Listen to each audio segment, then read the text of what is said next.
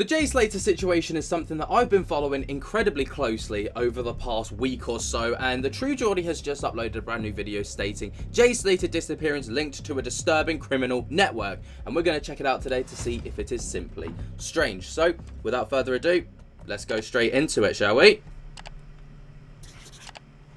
Now, you've probably heard by now that this young lad called Jay Slater from Britain on his first holiday has gone missing in Tenerife. And it's quite clear to me at this point that this young lad was involved in crime to some degree. What we don't know is whether that involvement is the reason for him gone missing, or if he's just innocently wandered off and never found his way back. Now, that is the big question, and obviously there are lots of gaps in the story that we don't have full context to, so people are filling the gaps themselves, but obviously by piecing together the information that we have got, it paints a bit of a strange picture. So what I'm going to do in this video is pull all the details that I can find that are fairly rock solid, and for us together, you in the comments and me as I'm going along, to try and figure out what we think is the most likely outcome for Jay Slater. Now, when we were first introduced to Jay, we were seeing this young, cheeky chappy looking lad, innocent face. You would never have thought he would have been involved in anything sinister at all, but as always with the internet, they love to do some digging, and pretty quickly it came out that he'd previously been involved in something quite brutal. Jay was part of an 8-strong gang who split the skull of Tom Hilton after he was attacked with machetes,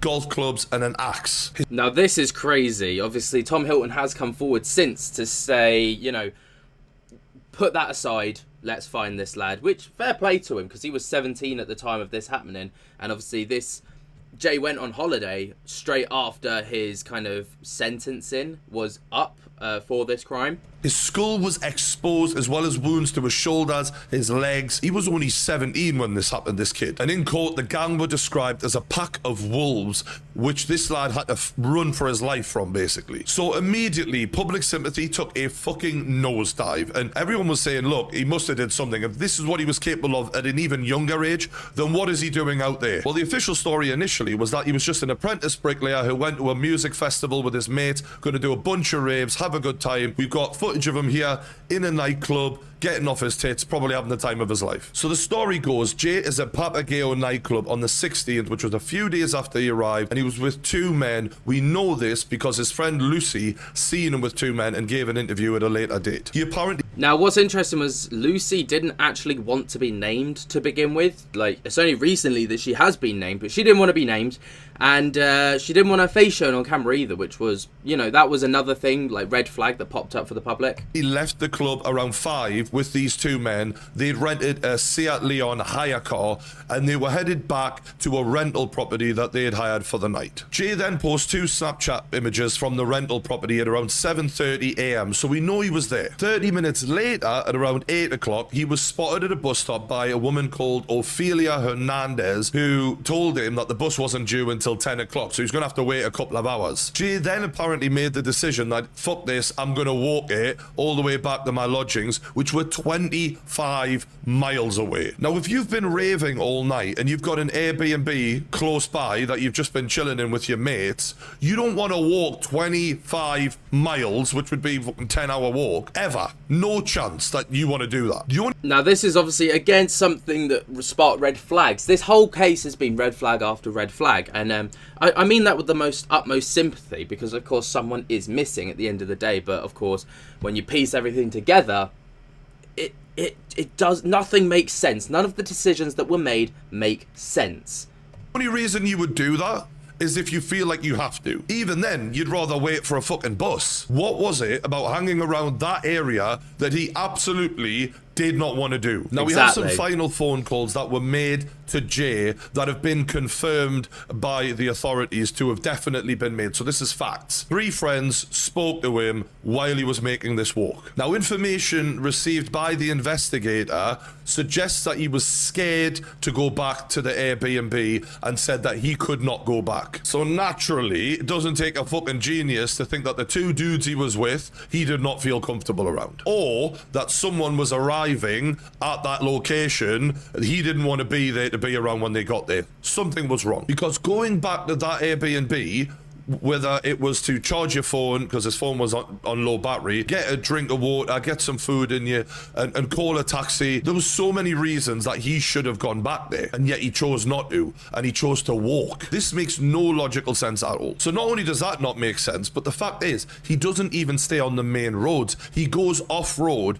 in what would be considered pretty treacherous terrain, like a nightmare to get through. Someone's even suggested, ironically, that you'd need a machete to cut through some of this. It's that bad. And before his phone dies, he is able to pinpoint his location to his friend. So we've got some good evidence there in that we know, although he wasn't in a good situation by the sounds of it, and he was off-road, we know within 5 to 10 meters, at this point, you were here, you were alive before your battery died. Now, one of the last people he spoke to was a friend called Lucy who had actually went out there with him. She'd apparently heard from him on the phone that he'd cut his leg on a cactus, he was struggling, and he was thirsty, and he didn't know what to do. But let's take a little look at the interview. How are you feeling about the way things are? You know, it's 72 hours since you spoke to Jay. Well, it's actually even been longer than 72 hours now. It was 72 hours at 8:30 this morning. The first time I watched this, let me tell you, I was okay with the interview starting off with the back of her head. I assumed they were going to cut to different angles. Yeah. No, that's the whole interview. Yes, this is what I'm saying. She didn't want to be on camera the entire time, which for me was really strange. It's like she didn't want to be identified. Whatever reason, speculations has said that, you know, maybe she knows about the gang that he might have possibly got in a little bit of trouble with. It's the back of her head. Now, correct me if I'm wrong, but if you're appealing on your friend's whereabouts and they're missing, you are told as a witness, as a person who can help, you have to tug at the heartstrings of the public. And one of the ways you can do that is by showing emotion, showing you care, expressing how you feel about this person. It's very hard to do that when you're not showing your fucking face. Why is this girl hiding her face? Why do you not want anyone to see what you look like? Big red flag. And immediately you're thinking, you know more than you're letting on. You're involved in something that you don't want people to know about immediately. And unfortunately, she didn't even say anything of interest in that interview anyway. It was just complaining that the authorities weren't doing enough. She could have said so much more to help with this case, in my opinion. And then 11 days later, even more bizarrely, another one of his friends who spoke to him in the final moments before his battery died comes out and gives his statement. You're thinking, where the fuck have you been, mate? Yeah, this is exactly it. It's the strangest thing. It's like, where have these people been? Why don't they want their faces shown? Why didn't they want their names to be shared to begin with? It's so crazy. The whole thing is just red flag after red flag after red flag. And I think this is why it's gained so much traction.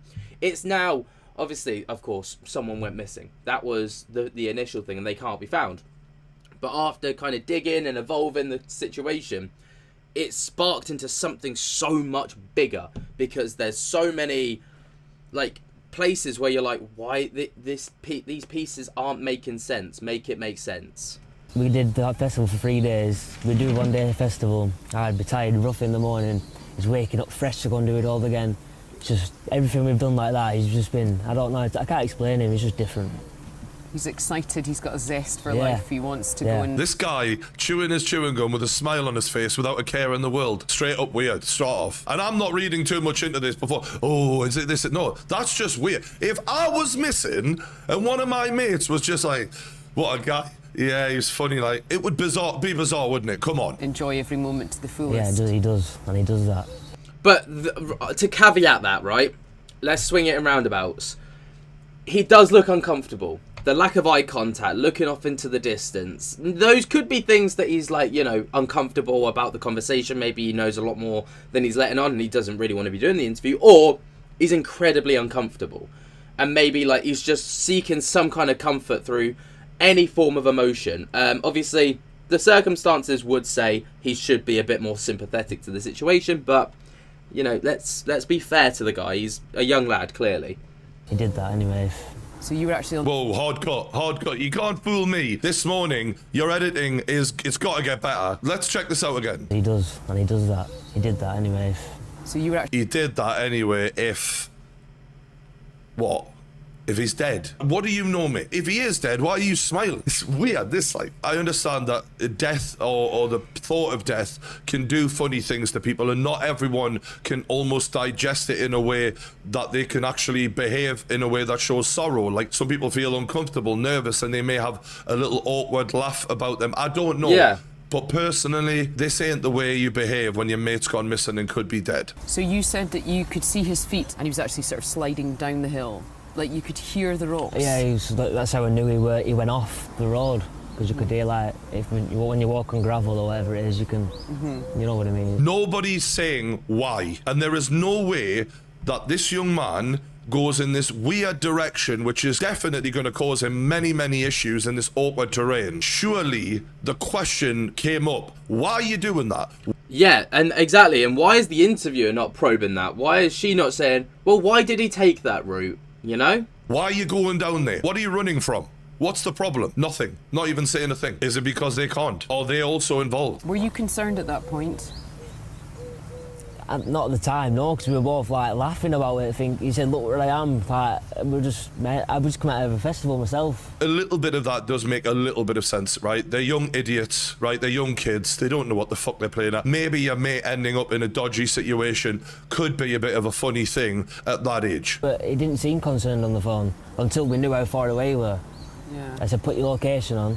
He said, a 50-minute drive or a 14-hour walk. I don't know if it's accurate or not. Yeah. So I said to him, well, it's only a 50-minute drive, get a taxi. And what do you hope might be the outcome? And he comes home. Someone brings him home, he's found somewhere.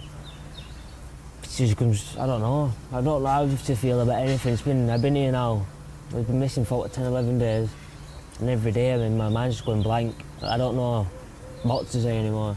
Obviously, everyone wants him to come home. I'm praying he comes home every night. I think he knows more than he's letting on, without a doubt. The lack of eye contact, the constant blinking, the constant looking away. I think he knows a little bit more. And look, I'm no body language expert, but I would be inclined to agree, actually. his whole demeanour and the lack of information and the lack of context he's providing, it's just strange. So a day after Jay had gone missing, the search began to try and locate him, and his mother and father arrived in the country the same day. If someone does have Jay, what would your message be to them? Please just let him go. Just let him go. It's been Just let him go. It's been 3 days. Has somebody taken him? Has he just panicked? Where am I? You know, they've been in high spirits. They've been to an event. You know, has he just thought, right, I need to go get back down to civilise it? But there is people up there. Why has nobody seen him? You know, there's tourists up there. It's a climbing. You know, it's a hive of activity at 8 a.m. in the morning. I can't bear to see where he could be, like, just lying there somewhere. I can't bear it. I don't have the strength to do it. But... So Jay's mother was quite heavily criticised for saying that she didn't have the strength to go and look for her boy in case he was laying there, and basically she didn't want to find him. I mean, I don't remember in Home Alone the mother going, yeah, just leave him. We'll enjoy the holiday. It's fine. No, you'd have thought she would have been more proactive and more desperate to do whatever it takes, no matter what happened to her little boy, because the urge to find your kid should override your lack of strength of being able to deal with whatever you're going to find. I think that's a fair point to make. I do. At the same time, though, you know, if it were me, I would absolutely do anything, like, within my, like, I would go beyond my means if necessary to try and, like, find my child, for sure. But I guess everyone copes with these things differently, you know, so that's a tough one. That is a really tough one. Yes, she should be more proactive, in my opinion, but at the same time, it's a really tricky situation. Like, nobody wants to find their child, you know, face down in a ditch. Let's be real. If that is the reality of it, like, that's not what you want. And I don't know. There's, like, a sympathetic side to the mum where I'm like, she makes a fair point. But then there's, like, the parental side of me that's like, no, like, that's not right. You know what I mean? Like, it's a weird one. It really is weird. Be the priority, not you worrying about how you're going to cope. So I do understand the criticism of what she said. Equally, nah, you do go and look for him, don't you? Everyone's different, but yeah, you'd lose your life if you had to looking for your own kid, like you just would. So yeah, I do understand. I have to agree. And people are triggered by that, but equally, it's not her who's done this, is it? First holiday abroad, saving up, looking so forward to this event. 3-day DJs from everywhere, absolutely buzzing about it. 3 days, third day into the NRG festival, and this has happened. I was loving that he would go in and saying, "You'll love it, you'll come back, you'll want to go again, you want to go to all these other different events everywhere." Now I just wish I hadn't encouraged him to go. I should have said, "Don't go to Tenerife." You know what this brings to me is just like how you raise your children is so vital, because when you do send them off into the big wide world on their first holiday ever, you hope that you've taught them enough about how to look after themselves that this sort of thing doesn't happen. I'm not saying she is to blame, because she is not the one who's done something to him necessarily, but if he was involved in criminal activity that led him to his demise, that is partly about how you bring your child up. And if you turn a blind eye to your kid being a wrong'un at 30 and 40 and 50, and eventually he's 19 going to Tenerife and he's been a little arsehole all this time, it does feel like the fact that only 2 years ago he was caught up in a machete attack, it isn't that much of a shock. I think that's quite a bold thing to say. I think that's a very bold thing to say, and I don't know if I can agree with that. Yes, you know, parenting is a huge factor in your child's upbringing, for sure. And, you know, if your kid's an arsehole, I'm not saying that Jay was, I'm just talking about a broader kind of, topic here. If your kid's an arsehole and you don't grip it and you don't manage it, then yes, you are failing your child. But at the same time, your child could be an angel at home, right? Could be, you know, salt of the earth. But when they go out, they could be a completely different person, and you might be none the wiser as a parent. Some would say that maybe, you know, parents should be more switched on to their kid, should be more, like, you know, engaged with their, like, extracurricular activities, I suppose. Again, though, he does make a fair point that if your son's caught up in a machete attack, that should be red flag number one, really. Somebody somewhere must have helped him off that mountain. Somebody. Must be like a living hell for you and the family. Living hell. Don't. Unless you go into it, you can't explain. You can't understand. I appreciate that this man is emotional, upset, hurt, frustrated, and he just wants him found. But the reality is, the idea that he's going to be found alive now is highly unlikely, man. This has been a long time. They say 48 hours is the window. It's well past that. Now, the police in Tenerife have had a lot of criticism, and rightly so, because it seems like an absolute fucking shit show, if I'm being honest. They were offered help by Lancashire police, and they declined it, as if to say, we've got this. Meanwhile, they let the two guys who were last to be known to be with Jay Slater go almost immediately, claiming they are not in any way relevant to this case. That was a massive cock up, but there have been lots of people who have lived in Tenerife and worked in Tenerife who have said and come forward since this whole thing came to light, saying that the police in Tenerife are in fact, in cahoots with the criminal underworld. They're paid off, they're bought and paid for. So if this is in any way like a criminal kind of underworld that's caused this, the police would have been bought and paid for. They would have been told not to do a good job. They would have been told to let these people go. They would have been told, they are dictated to by the money. Now, I've seen a fair few fucking crime documentaries, and usually the last people that were with the guy are the ones who either did it or know who did do it. But apparently, nah, it's fine. Get yourselves away. Don't worry about it. And this decision becomes even more mind-boggling when you realize that one of the guys, called Ayub Kasim, was sentenced to 9 years in jail for masterminding a sophisticated drug dealing operation to flood Wales with Class A drugs. And this isn't a kid, he's a 31-year-old man. Now, what is a By the way, mastermind it. This isn't just, county line shit. This is literally, trying to organise a drug smuggling to, flood Wales with Class A drugs.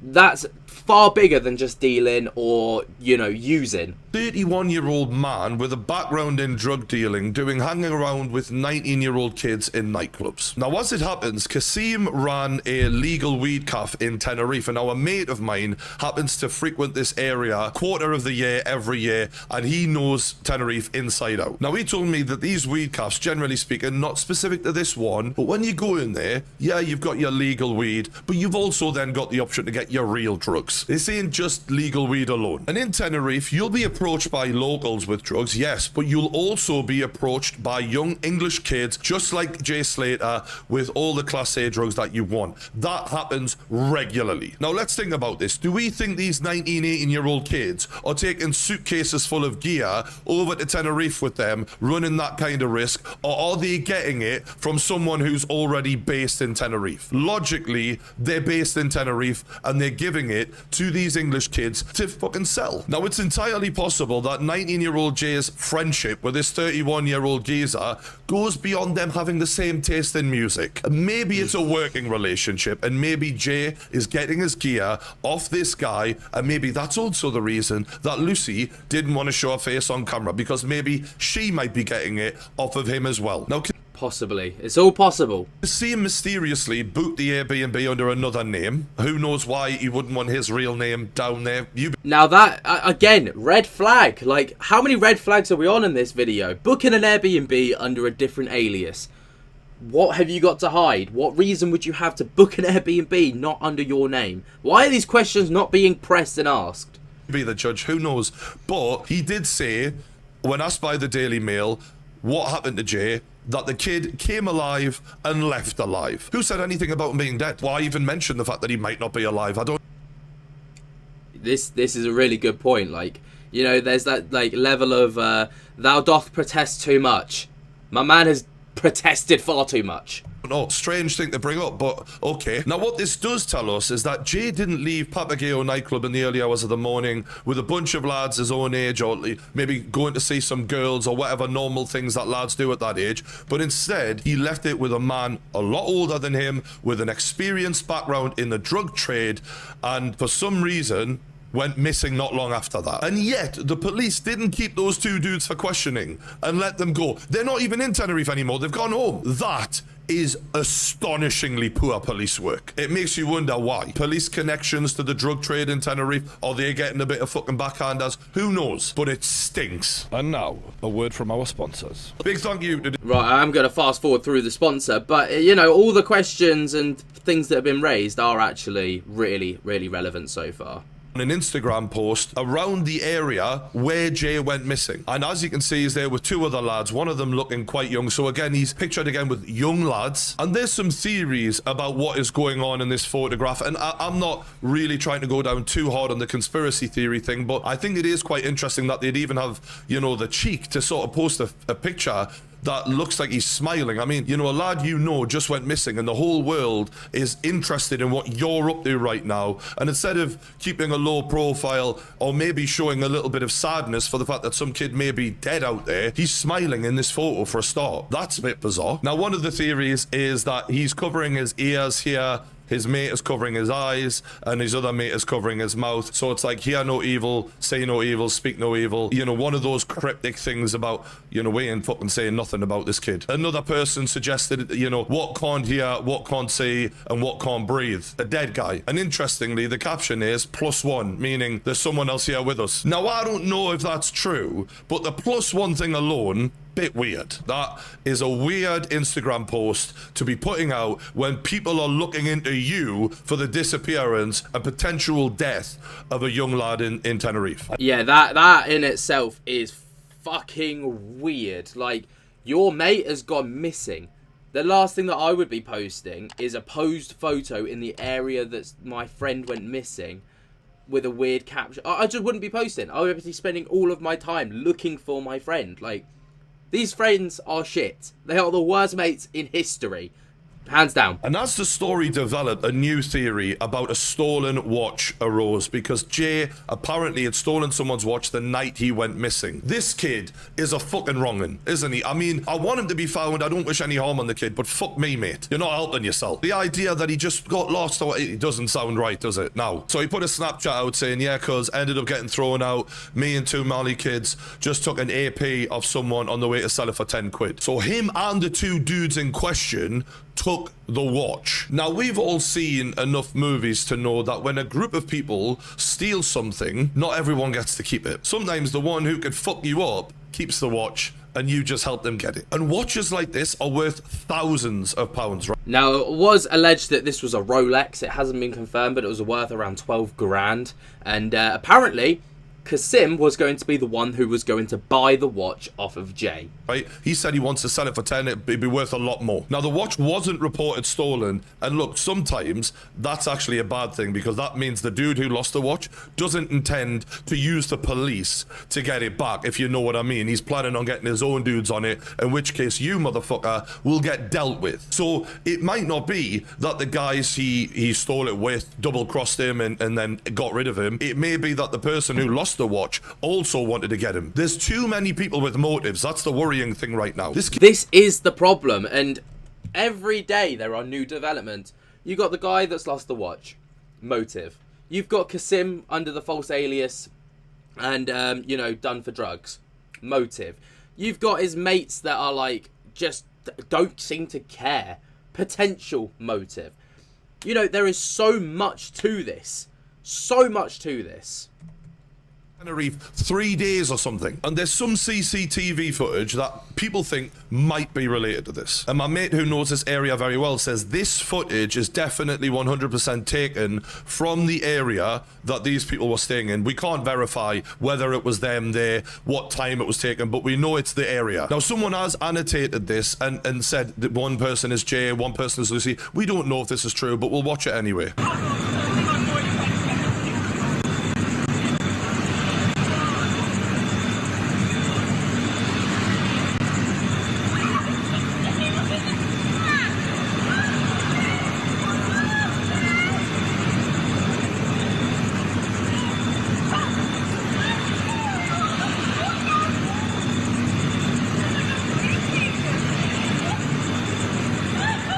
Now that could be...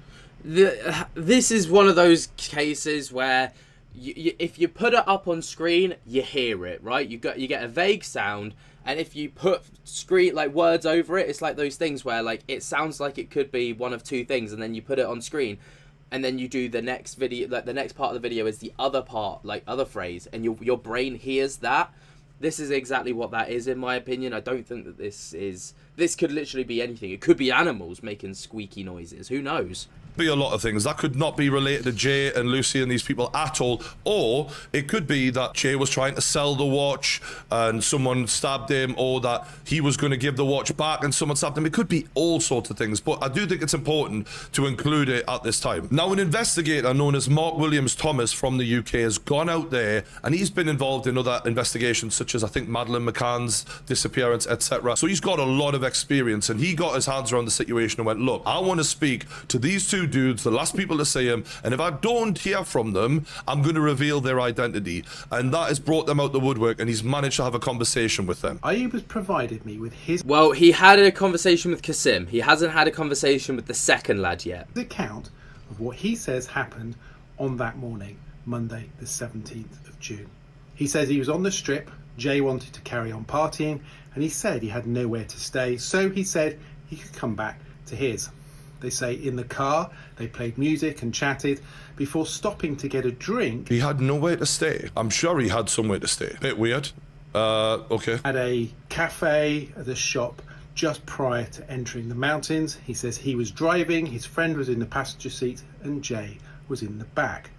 They say on arrival at the rental, his friend opened the door, went into the left, and went straight to sleep. Jay walked in behind, followed by him, and when gone inside, they went upstairs. And Ayub then said to Jay, sofa's yours, here's a towel, here's a blanket, have a shower if you want. Jay asked for a cigarette, and Ayub said, I've got some Camel cigarettes, and put one on the side. Jay then asked for a phone charger. He said, go into my friend's room, he's asleep, take his charger, and you can put your phone on charge. This man, Ayub, seems very hospitable, a very nice person. I'll give you a lift of mine, I'll look after you, give you a blanket, give you a towel, have a shower, help yourself, make yourself at home. He seems like a great friend to me on a holiday. And yet, won't come forward, give his story, even though you were the last person to see him. You won't do a TV interview at all. And the only thing that he stated is that he came alive and he left alive, which again raises red flags about why use the term alive. Like, we don't know that he's dead. Weird. Such a great guy. Surely you should want to do your bit to help instead of hiding away and not showing a face. Ayub says he then goes to sleep and he's woken by a buzzer. Ayub says he comes down the stairs. Jay says to him, what's that annoying noise? Which was the doorbell. Ayub says he opens the door and speaks to a woman and a man, and they gesture that he needed to move his car. Ayub says he gets into his car and he's starting to move it, and he looks in the rearview mirror and he sees Jay talking to a woman. He's got his trainers on, so he's about to leave. Interestingly, he was distracted by talking to this couple, and then at the exact same time, Jay is looking to leave. Was that Jay taking his opportunity while this guy was busy moving his car to get the fuck out of there? Because he's saying, oh, I seen him talking to a woman afterwards. He's been following this case just like we have. He knows Jay talked to a woman. He may be connecting those dots, and he might not even seen Jay talking to this woman. Jay might have done a runner. Jay then says to Ayub, having moved the car, the woman says, I can get a bus every 10 minutes. And Ayub says, he says to him, mate, just chill out. I'll drop you off in town when I wake up properly. He went, no, I'm Again, Ayub does seem to want to keep Jay around. You know, that's what he's pointing to. Hungry, I need to get a scram. And the woman told me I can get a bus every 10 minutes to Los Cristianos. Ayub says, he replies, there's no bus coming. This is my green door. If you need me. He says he shut the door. Jay walks away and he goes back to sleep. He then says he gets a call from a friend of Jay's who says that he's in a ditch somewhere and he's been cut by a cactus. Which friend knew this guy, and how did they have a previous relationship? All of these are key questions that we should be getting the answers to here. We're getting tiny bits of information, but the real interesting stuff that can actually help us piece this together ain't coming forward. The evidence still strongly supports that Jay left the Airbnb suddenly, walked for 30 minutes before wandering off-road, where at 08:49 and 08:50 on the Monday he dropped a location pin. Again, like, you're on a session till the early hours of the morning, right? I was young once. When you've been up all night partying, the last thing you want to do is get up at fucking 8 o'clock in the morning and do a hike. You want to sleep all fucking day. None of that makes sense. However, as part of this investigation, we have sought to identify and speak with as many people that Jay had contact with whilst in Tenerife. The result of this digging has opened up an established criminal network with links to drugs, violent crime and theft. This geezer has basically stuck it on them without saying it and gone, they're involved in crime, whether that be drug trade, which you'd expect it to be, and stealing, because we already know Jay has been taking fucking watches for people. This ain't an innocent, he just got lost situation. That is obvious now. Appreciate that at this stage I cannot expand any further on what we now know. Okay, so he's not able to tell us the full shit, but we can piece it together a little bit. So what was the most likely outcome for Jay Slater? Well, let me know in the comments, you know, what your theories are, because I'm fascinated to read these. But for me, this kid was hanging around with stone-faced criminals who've done time for proper drug dealing operations, and now admitted by his own at Snapchat that they'd robbed a very expensive watch off a geezer that night. His friend Lucy doesn't want to show her face for a reason. This group of people were probably up to no good. Whether it was a drug dealing operation gone wrong, or that Jay had been moving a lot of coke and he'd, you know, lost a load of it, which people have suggested before, and that was why he was punished, or that it was a case of, we're taking that watch and you've got to go. Whatever the case, in every single crime documentary I've ever seen, the last person on record to have been with the guy who disappeared had a hand in it. Now, if this man did not himself kill Jay, he knows what happened to him. It was either him or he knows who did it. But let me know what you think. What do you guys think? This whole thing has just blown out of proportion, and it is just getting crazier and crazier by the day. What do you guys think, though? Let me know your thoughts and opinions down in the comments below. While you're down there, be sure to jump to get the hell out of that like button if you haven't already. Subscribe if you're new. Tick on my little bell to get notified whenever we upload. And until next time, I'll speak to you later. Peace.